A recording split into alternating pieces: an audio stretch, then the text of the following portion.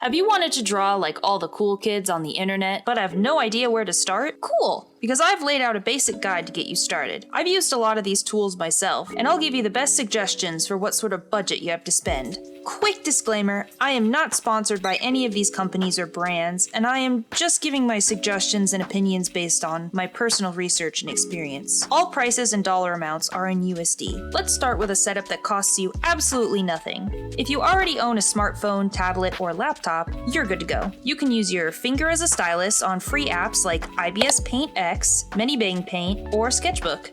These are pretty easy to use and have a lot of features. For those working on a computer, you don't need anything fancy either. Programs like Krita and GIMP are excellent free options, and they work great even with just a mouse. In fact, this is where I started, taking pictures of sketches I did on paper and then using my mouse to color them digitally. Editor here. If you're using Krita and you try to animate and you go hysterical trying to find the volume button, it's right there. I'm not speaking from experience. If you've got about $50 to spend, you can start to upgrade your gear. For mobile, you can get an off-brand pressure-sensitive stylus like ones from Adobe. Now, I haven't personally used one, but I've heard from other artists that they work pretty well. To take it further, grab a paper-textured screen protector to give your tablet a more traditional feel when drawing. On the PC or tablet side, non-display tablets from brands like Gaomon, Huion, or XP Pen are great budget options. You don't need a screen to get started with digital art, and these tablets are super affordable. Plus, they work perfectly with the free software I mentioned earlier, like Krita and Medibang.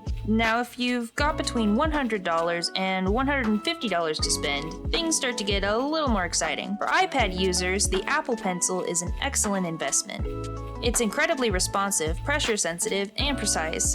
Basically everything you want in a digital pen. Pair it with Procreate, and you've got one of the best digital art setups out there, only beaten by expensive professional setups. I'll rave about the iPad a little more on its own section later, but trust me, this is one of the best digital art setups to have. For PC users, you can still stick with a non-screen tablet like the ones I mentioned earlier, but this time you can upgrade your software. My personal recommendation is Clip Studio Paint. In my opinion, it's the best drawing software for illustration and comics, and it's what I use for all my work. Plus, it has a $54 one-time purchase option for the PC version, so you don't have to worry about monthly fees. It also goes on sale periodically, so look out for that. Now, it's worth noting that there is a smaller fee if you want to upgrade to the next numbered version, but these updates only come out once or twice a year, and they're not mandatory. So if you're happy with the version you have, you can just keep it as is.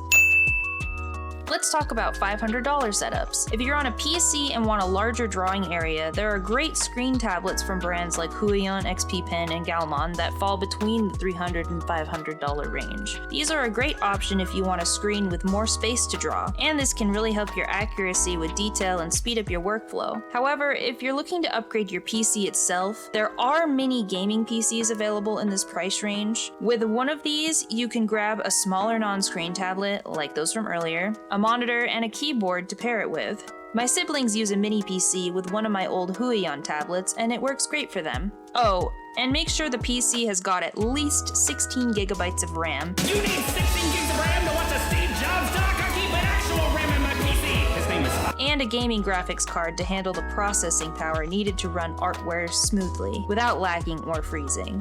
The last thing you want is an untimely crash and to lose all your hard work. Trust me, I've been there. Now, let's rip about the iPad.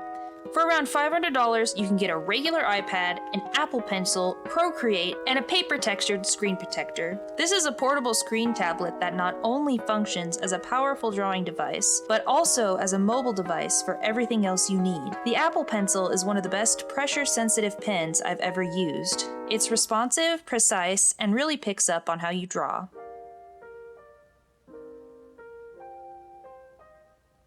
Giving a natural feel. However, the nibs tend to wear out a bit faster than I expected, so be prepared to replace them. Procreate is one of the best brush engines I've used, and honestly, I prefer it over Clip Studio Paint. The controls and user interface are perfectly suited for the iPad, making it an incredible intuitive experience. Before I upgraded to my current setup, I used an iPad for years and never looked back. The only downside to the iPad is that the cheaper models have a limited screen size and there's a cap in the number of layers you can use in Procreate, but for the price, it's an excellent choice for serious digital artists, especially if you want something portable and efficient. Now we're finally getting into the professional grade. There's a huge price jump from the iPad to this level, which is also why I think the iPad is honestly the best choice for the price.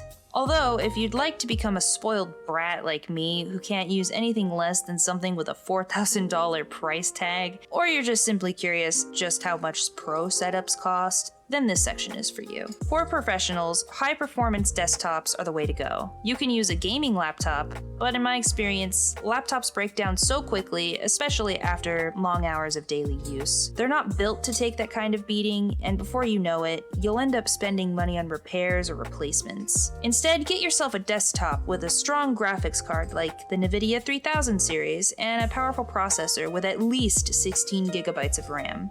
This ensures your programs run smoothly without lag or freezing. Expect to pay upwards of $1,000 for a solid PC setup. My own PC has 32 gigabytes of RAM and a NVIDIA RTX 3070 graphics card. It cost me around $2,500, including a high-definition monitor. The best part about desktops is the upgradability. I can easily replace parts that wear out over time, like the hard drive or graphics card, which helps prolong the life of my investment.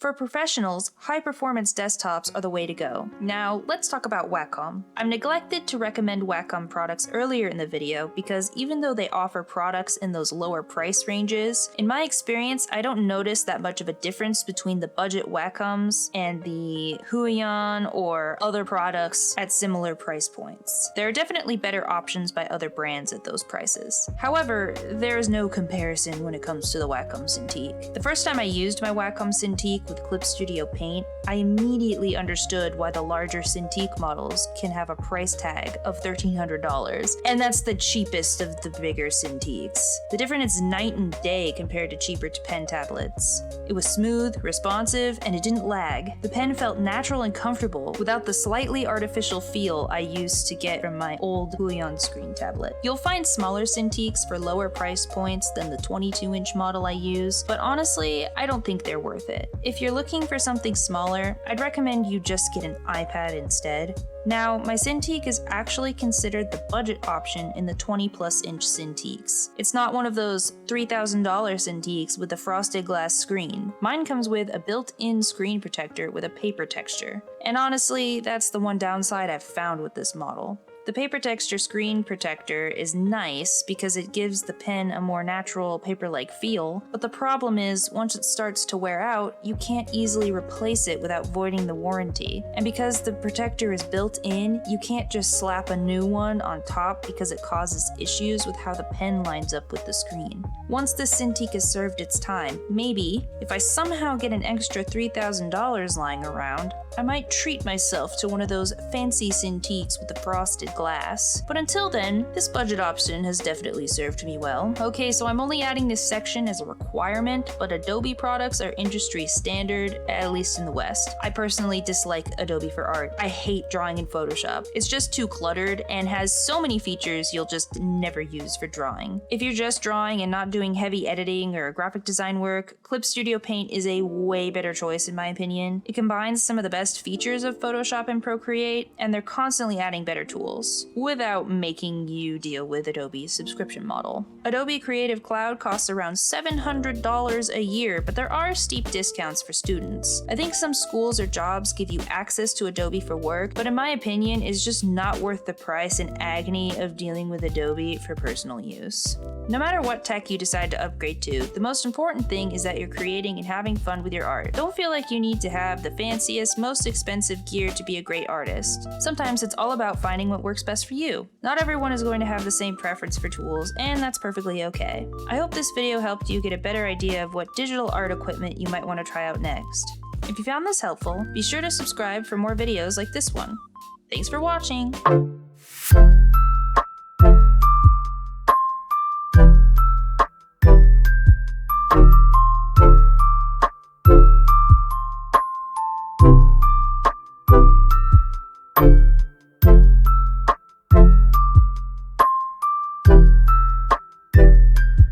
Bye.